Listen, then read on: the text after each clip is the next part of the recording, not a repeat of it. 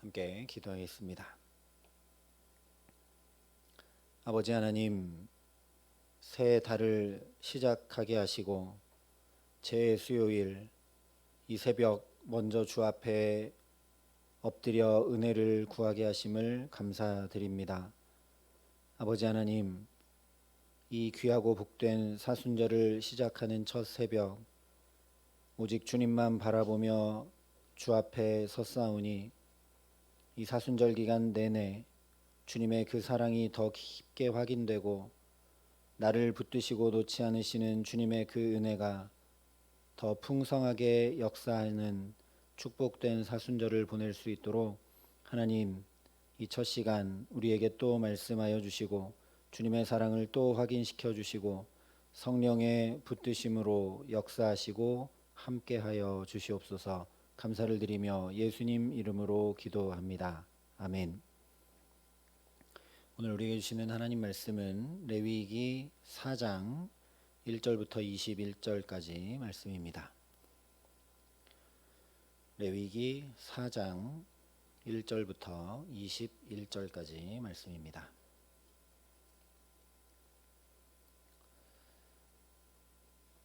레위기 4장 1절부터 21절까지 말씀을 제가 봉독해 드리겠습니다. 하나님의 말씀입니다. 여호와께서 모세에게 말씀하여 이르시되 이스라엘 자손에게 말하여 이르라. 누구든지 여호와의 계명 중 하나라도 그릇 범하였으되 만일 기름 부음을 받은 제사장이 범죄하여 백성의 허물이 되었으면 그가 범한 죄로 말미암아 흠없는 수송아지로 속죄 제물을 삼아 여호와께 드릴지니 그 수송아지를 회막문 여호와 앞으로 끌어다가 그 수송아지의 머리에 안수하고 그것을 여호와 앞에서 잡을 것이요 기름 부음을 받은 제사장은 그 수송아지의 피를 가지고 회막에 들어가서 그 제사장이 손가락에 그 피를 찍어 여호와 앞 곧 성소의 휘장 앞에 7번 뿌릴 것이며 제사장은 또 그 피를 여호와 앞 곧 회막 안 향단 뿔들에 바르고 그 송아지의 피 전부를 회막 문 앞 번제단 밑에 쏟을 것이며 또 그 속죄 제물이 된 수송아지의 모든 기름을 떼어낼지니 곧 내장에 덮인 기름과 내장에 붙은 모든 기름과 두 콩팥과 그 위에 기름 곧 허리 쪽에 있는 것과 간에 덮인 꺼풀을 콩팥과 함께 떼어내되 화목제 제물의 소액에서 떼어냄 같이 할 것이요 제사장은 그것을 번제단 위에서 불사를 것이요 그 수송아지의 가죽과 그 모든 고기와 그것의 머리와 정강이와 내장과 똥 곧 그 송아지의 전체를 진영 바깥 재버리는 곳인 정결한 곳으로 가져다가 불로 나무 위에서 사르되 곧 재버리는 곳에서 불사를 지니라. 만일 이스라엘 온 회중이 여호와의 계명 중 하나라도 부지 중에 범하여 허물이 있으나 스스로 깨닫지 못하다가 그 범한 죄를 깨달으면 회중은 수송아지를 속죄제로 드릴지니 그것을 회막 앞으로 끌어다가 회중의 장로들이 여호와 앞에서 그 수송아지 머리에 안수하고 그것을 여호와 앞에서 잡을 것이요 기름 부음을 받은 제사장은 그 수송아지의 피를 가지고 회막에 들어가서 그 제사장이 손가락으로 그 피를 찍어 여호와 앞 휘장 앞에 7번 뿌릴 것이며 또 그 피로 회막 안 여호와 앞에 있는 제단 뿔들에 바르고 그 피 전부는 회막 문 앞 번제단 밑에 쏟을 것이며 그것의 기름은 다 떼어 제단 위에서 불사르되 그 송아지를 속죄제의 수송아지에게 한 것 같이 할지며 제사장이 그것으로 회중을 위하여 속죄한즉 그들이 사함을 받으리라. 그는 그 수송아지를 진영 밖으로 가져다가 첫 번 수송아지를 사름같이 불사를지니 이는 회중의 속죄제니라. 아멘. 레위기 4장부터 5장 13절까지는 네 번째 제사인 속죄제에 대한 규례들을 말씀합니다. 그런데 앞서 말씀드렸던 번제, 소제, 화목제와 달리 이 속죄제의 가장 큰 특징 중 하나는 구체적인 상황, 즉 이 제사를 드려야 되는 구체적인 상황이 제시되고 있다는 것입니다. 그래서 오늘 4장에 보면 먼저 제사장이 속죄제를 드리는 경우, 이스라엘 온 회중이 드리는 경우, 족장이 드리는 경우, 평민 한 사람이 드리는 경우 등으로 나누어 말씀을 하고 있습니다. 그런데 일단 공통적으로 이 모든 속죄제를 드려야 하는 경우가 어떤 경우인가? 2절에 이렇게 말씀을 합니다. 이스라엘 자손에게 말하여 이르라 누구든지 여호와의 계명 중 하나라도 그릇 범하였으되. 바로 이것입니다. 누구든지 하나님의 율법을 한 가지라도 범하게 되면 반드시 드려야 되는 제사가 바로 속죄제입니다. 그래서 번제나 소제나 화목제 같은 자원제사가 아니라 의무제사입니다. 반드시 드려야 되는 제사죠. 여기서 그릇 범했다라는 것은 뒤에 나오는 부지 중에 범했다라는 말씀과 같은 의미입니다. 그래서 속죄제 규례들의 이 표현이 계속 반복됩니다. 이스라엘 온 회중에 대한 13절 14절도 이렇게 말씀합니다. 만일 이스라엘 온 회중이 여호와의 계명 중 하나라도 부지 중에 범하여 허물이 있으나 스스로 깨닫지 못하다가 그 범한 죄를 깨달으면 회중은 수송아지를 속죄제로 드릴지니. 또 족장이 드려야 되는 경우인 22절도 이렇게 말씀합니다. 만일 족장이 그의 하나님 여호와의 계명 중 하나라도 부지 중에 범하여 허물이 있었는데. 또 평민 한 사람의 경우인 27절도 똑같이 말씀합니다. 만일 평민의 한 사람이 여호와의 계명 중 하나라도 부지 중에 범하여 허물이 있었는데. 굳이 똑같은 내용을 다 읽어드린 이유는 중요하기 때문입니다. 성경이 죄를 얼마나 심각하게 다루는지 이 표현들을 통해 알 수 있기 때문입니다. 이 똑같은 표현들 속에서 마치 부지 중에 범한 잘못의 경우만 속죄제를 드리라고 말씀한 것처럼 오해할 수가 있습니다.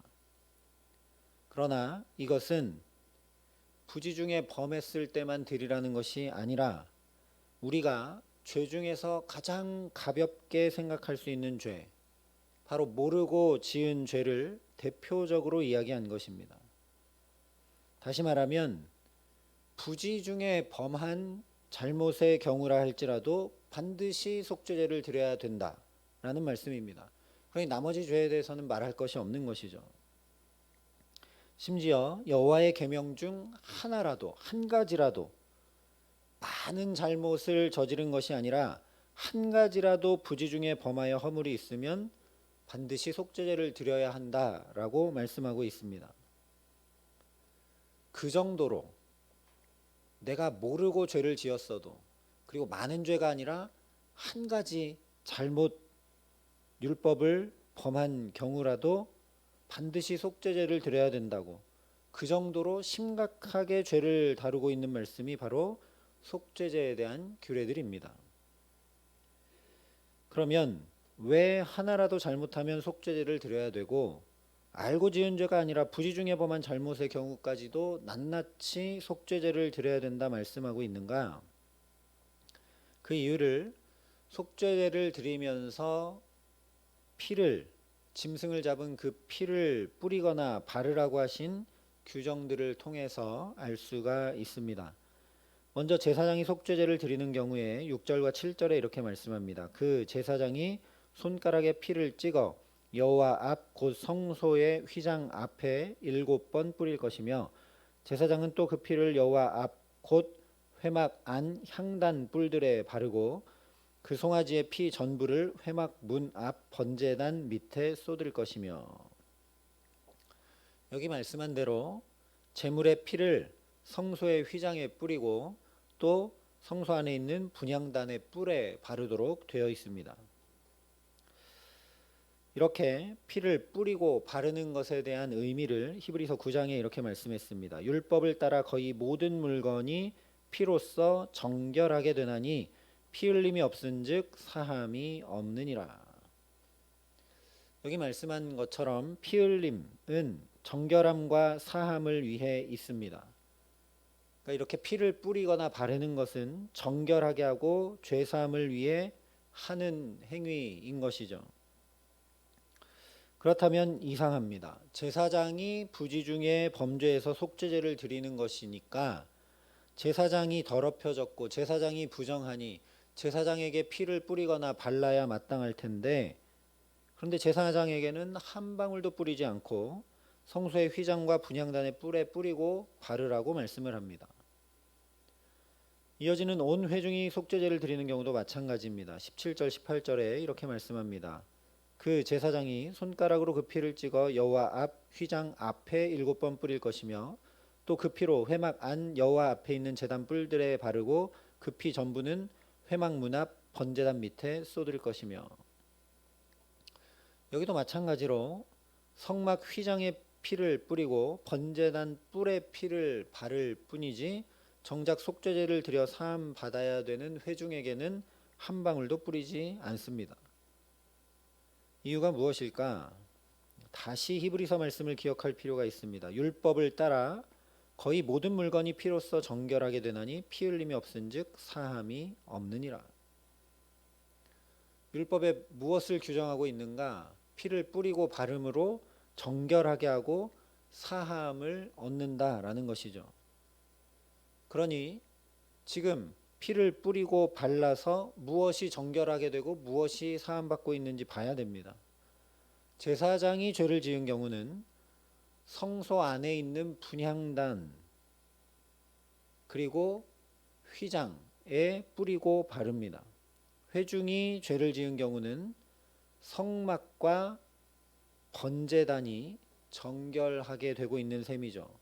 성막들에 있는 번제단에 바르고 또 휘장에 뿌리기 때문입니다. 다시 말하면 속죄제를 드림으로써 성막 전체가 정결하게 되고 있다라는 겁니다. 바로 이것이 하나라도 잘못하면 알고 지은 죄가 아니라 부지중에 범한 잘못의 경우까지도 낱낱이 속죄제를 드리라고 하신 가장 중요한 의미입니다. 죄를 지으면 어디가 더럽혀지게 되는가? 바로 성소와 성막이 더럽혀지게 된다라는 이야기죠. 이것을 기억하라는 겁니다. 반대로 말하면 죄를 짓게 되므로 하나님을 만나는 자리가 더럽혀지고 그래서 하나님을 만날 수 없게 된다는 것입니다. 죄가 하나님과 우리 사이를 가로막는다, 갈라놓는다라는 것이죠. 그러니 성막에 발라서 또 제단 뿔에 발라서 정결하게 하고 그 길이 막히지 않도록 하라는 것이 속죄제입니다. 실제 제사장이 부지중에 죄를 범했는데 깨닫지 못한 채로 제사를 집전하고 제사장 직무를 감당하면 당연히 성소가 오염되겠죠. 부정한 제사장이 다 만지고 제사도 집전하고 했으니까요. 부지중에 죄를 범한 백성이 알지 못한 채 나와서 제사를 드리게 되면 당연히 그가 들어와서 제사를 드렸던 제단과 성막들이 오염이 되는 것입니다. 바로 이런 이유 때문에 3절에 이렇게 말씀을 합니다. 만일 기름 부음을 받은 제사장이 범죄하여 백성의 허물이 되었으면, 제사장이 범죄했는데 왜 백성의 허물이 되겠습니까? 제사장이 부지중에 범죄해서 알지 못하고 제사를 집전하고 성소의 직무를 감당하면서 성소가 다 더럽혀졌기 때문에 그 더럽혀진 성소에 나와 제사를 드리는 백성이 다 허물을 뒤집어 쓰게 되는 것이죠. 제사장이 범죄하면 자기가 죄 지은 것으로 끝나는 것이 아니라 백성의 허물이 된다라는 겁니다. 이것이 속죄제를 드리라고 하신 가장 본질적인 의미입니다. 우리가 죄를 지으면 하나님께 나갈 길이 막히게 됩니다. 번제를 통해 누구든지 하나님 앞으로 나올 수 있는 길을 환히 열어주셨습니다. 그리고 소제를 통해 그 은혜를 감사하며 살 수 있게 해주셨고, 뿐만 아니라 그저 하나님께 나올 수 있는 정도가 아니라 우리의 모든 것이 온전히 회복될 수 있도록 화목제의 규제도 마련해 주셨습니다. 그런데 누군가 범죄하게 되면 이 모든 길이 다 막혀버리게 됩니다. 이 모든 은혜가 다 막혀버리게 됩니다. 나만 아니라 다른 이들에게까지도 하나님께 나아갈 수 없도록 만드는 것이 바로 죄라는 것을 기억하라는 제사가 바로 속죄제입니다. 혹시 회중이 범죄했다 할지라도 그가 나와 제사를 드리게 되면 성막이 더럽혀지게 되기 때문에 그 다음에 나온 사람이 제사를 드리게 되면 그도 허물을 뒤집어 쓰게 되겠죠. 그래서 저와 여러분이 범죄하게 되면 나만 죄 짓는 개인적인 문제로 끝나는 것이 아니라 공동체에 영향을 미치게 됩니다. 그리고 특별히 제사장이 죄를 지으면 온 백성이 허물이 되죠. 먼저 부름받은 우리 그리스도인들이 죄를 짓게 되면 예수 믿지 않는 사람들에게까지 우리의 죄의 영향이 끼쳐갑니다. 실제 코로나 시대를 살면서 우리가 아름답지 못하고 우리가 하나님 앞에 정결하지 못한 모습을 보인 것이 예수 믿지 않는 사람들이 감히 하나님의 몸된 성전과 하나님의 택한 백성들을 손가락질함으로 그들이 죄를 짓게 만드는 그런 심각한 죄를 우리가 저질렀다라는 것을 깊이 천착해야 합니다. 우리가 죄를 지으면 우리로 끝나는 게 아니라는 것이죠. 그래서 죄가 그렇게 무겁고 무섭고 나만 아니라 다른 이들에게 공동체에 다 파급 효과를 끼치고 무너뜨린다는 것을 반드시 기억하고, 그렇게 죄가 무섭고 무거우니 죄를 짓지 않는 거룩한 백성으로 살아가도록 말씀해 주신 제사가 바로 속죄제입니다. 이렇게 말씀드리니까 속죄제가 너무나 무겁고 죄가 정말 무섭고 무겁고 이렇게 다가오게 되는데, 그것이 사실이지만 진정한 속죄제의 의미는 죄의 무거움에 있는 것은 아닙니다. 죄가 그렇게 무겁고 무서운 것이라 할지라도 속죄제를 드림으로 인해 다시 하나님께 나아올 수 있도록 하시겠다는 하나님의 강력한 의지와 사랑이 바로 속죄제의 진정한 의미입니다. 심지어 그것이 우리가 모르고 지은 죄라 할지라도 속죄제를 드리면 다시 하나님께 나아갈 수 있도록 회복하신다는 것이 속죄제의 의미라는 것이죠. 그런 것이 아니라면 죄를 사함받고 다시 하나님 앞으로 나아갈 수 있도록 속죄제 규례를 말씀해 주실 필요가 없을 것입니다. 그래서 오늘 1절과 2절 상반절이 1장의 번제 규례, 하나님께 나올 수 있는 길을 환히 열어둔 번제 규례와 똑같은 말씀으로 시작하고 있습니다. 여호와께서 모세에게 말씀하여 이르시되 이스라엘 자손에게 말하여 이르라. 누구든지, 번제에 대한 말씀을 시작할 때 이스라엘 백성들이 성막을 다 짓고 하나님이 거기서 너희를 만나고 말씀하시겠다고 애타게 기다리시다가 드디어 만나서 여호와께서 모세에게 말씀하여 이르시되 하고 누구든지 나올 수 있다 하신 그 말씀과 똑같이 오늘 속죄제를 말씀을 이렇게 시작하고 있다라는 것이죠. 하나님께로 나올 수 있도록 환히 열어두신 그 길을 그 어떤 것도, 심지어 부지 중에 지은 죄라도, 많은 죄가 아니라 단 한 가지 죄를 지었다 할지라도 결코 막을 수 없고 끊을 수 없다는 하나님의 말할 수 없는 사랑이 바로 속죄제라는 말씀입니다. 이 속죄제의 의미를 오롯이 담아 우리의 죄를 단번에 그리고 영원히 담당하신 것이 바로 예수님께서 친히 속죄제물이 되신 십자가입니다. 우리를 만나고 함께 친밀히 교제하며 동행하는 일을 결코 멈추지 않으시겠다는 하나님의 사랑의 확증이 바로 예수님의 십자가라는 말씀입니다. 이 의미를 그대로 담아서 사도 바울이 로마서에 이렇게 선포했습니다. 누가 우리를 그리스도의 사랑에서 끊으리요? 환난이나 곤고나 박해나 기근이나 적신이나 위험이나 칼이라 높음이나 깊음이나 다른 어떤 피조물이라도 우리를 우리 주 그리스도 예수 안에 있는 하나님의 사랑에서 끊을 수 없으리라. 이것이 속죄제의 의미이고 이것이 언약 백성, 즉 하나님의 백성이 누리는 특권입니다. 마찬가지로 이것이 우리가 드리는 예배의 의미입니다. 또한 이것이 하나님의 자녀된 우리가 누리게 되는 특권입니다. 그 어떤 것도 끊을 수 없기에 오늘도 이 첫 시간부터 저와 여러분이 하나님 앞에 나와 예배할 수 있는 줄 믿습니다. 이 말도 안 되는 하나님의 사랑을 깊이 깨닫게 되어야, 죄가 무섭고 무거운 것을 깨닫는 것보다 하나님의 이 사랑, 이 말도 안 되는 사랑을 깊이 깨달아야 죄를 짓지 않을 수 있는 자리로 나아가게 됩니다. 그래야 예배드리고 회개하면 되지 뭐, 죄 지었어도 예배드리고 회개하면 되지 하는 그런 값싼 은혜에 빠지지 않게 된다라는 것이죠. 정말 재물이 피 흘리고 죽는, 아니 예수께서 십자가에 당신의 생명까지 다 던지신 그 사랑을 귀하고 귀하게 여기며 내 삶을 바르고 정결하게 의롭고 거룩하게 살 수밖에 없는 것입니다. 그래서 사도 바울이 로마서에 분명히 선포합니다. 그런즉 우리가 무슨 말을 하리요? 은혜를 더하게 하려고 죄에 거하겠느냐? 그럴 수 없느니라. 죄에 대하여 죽은 우리가 어찌 그 가운데 더 살리요? 이것이 바로 속죄제, 오늘 우리가 드리는 예배의 의미입니다. 더 이상 죄 가운데 살지 않겠다는 결단인 것이죠. 하나님 편에서는 내가 택한 너희를 결코 그 어떤 것으로도 끊지 않고 놓지 않겠다라는 하나님의 사랑의 의지라면, 우리 쪽에서는 더 이상 죄 가운데 살지 않겠다라는 의지가 바로 속죄제이고 오늘 우리가 드리는 예배입니다.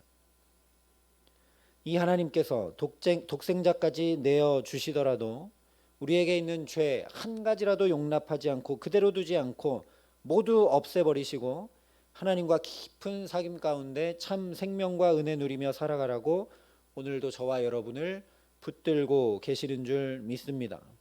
그러니 사도 바울이 이야기한 대로 오늘 이 하루도 그 붙드시는 하나님의 사랑 안에 넉넉히 이기며 죄도 이기고 시험도 이기고 아픔과 근심과 걱정도 모두 넉넉히 이기며 살아가게 하시는 귀한 은총 주시기를 우리 구주 예수 그리스도의 이름으로 간절히 축원합니다. 함께 기도하시겠습니다. 사랑과 은혜가 풍성하신 아버지 하나님, 죄의 싹은 사망이라 말씀하셨는데 심지어 그 사망도 우리를 그 죄에서 끊어낼 수 없도록 예수의 십자가 피로 우리를 정결케 하시고 대속하여 주심을 감사합니다. 하나님과 함께하고 동행하는 것을 그 어떤 것도 막을 수 없고 끊을 수 없도록 우리에게 예배할 수 있는 특권을 허락하여 주셨음을 참으로 감사합니다. 아버지 하나님, 그러니 예배의 자리에 올라올 적마다 우리가 주님의 그 깊고 크고 한량없는 사랑을 깨닫고 또 깨닫고 분명히 알아서 죄 가운데 더 이상 거하지 않고 어떻게 우리가 죄를 지을 수 있겠는가라고 우리가 하나님 앞에 살아갈 수 있도록 우리를 붙드시고 함께하여 주시옵소서. 아버지 하나님, 오늘도 그 주님의 사랑에, 오직 주님의 그 사랑에 매여 이렇게 첫 시간부터 또 사순절을 시작하는 제 수요일에 하나님 앞에 예배하게 하신 줄 믿습니다. 그러니 아버지 하나님, 오늘도 우리를 그렇게 강하게 붙드시는 주님의 말할 수 없는 사랑에 붙들려서 우리가 넉넉히 이기며 근심과 걱정과 아픔도 넉넉히 이기고 시험도 넉넉히 이기고 죄도 넉넉히 이기며 이 복된 하루를 주와 동행하며 참 행복자로 승리자로 살아가는 데 부족함 없도록 이 기도의 시간 또 하늘 문을 여시고 주님의 은혜와 사랑을 우리에게 충만히 부으시며 함께하여 주시옵소서. 이제는 친히 우리의 구원이 되신 우리 구주 예수 그리스도의 은혜와 그 독생자 예수를 아낌없이 내어주신 아버지 하나님의 놀라우신 사랑하심과 오늘도 연약한 우리를 붙드시고 동행하시는 성령 하나님의 교통하시고 역사하심이 여기 머리 숙여 주님의 그 사랑에 깊이 거하고 잠겨 넉넉히 죄도 시험도 근심과 걱정도 이기며 주와 동행하며 살아가기로 소원하고 결단하는 여기 모인 모든 주의 성도들과 사랑의 빛교회 모든 교우들과 이 나라 이 민족과 이 귀한 복음을 오늘도 세계 만방에 전하시는 선교사님들 가운데 이제로부터 영원토록 함께 하시기를 간절히 축원하옵나이다. 아멘.